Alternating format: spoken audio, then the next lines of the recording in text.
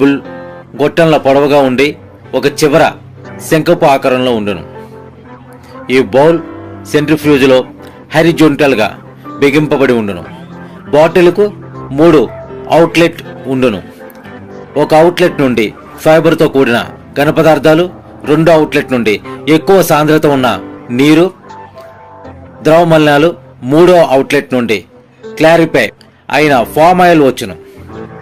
Bowl యొక్క క్రోస్ వద్ద నుండి ఫైబరు, సాలిడ్ మలినాలు, బౌల్ మధ్య దిగువ భాగం నుండి ఎక్కువ సాంద్రత ఉన్న నీరు, ద్రవ మలినాలు, బౌల్ యొక్క వెడల్పాటి భాగం నుండి క్లారిఫై అయిన ఫామ్ ఆయిల్ వచ్చును.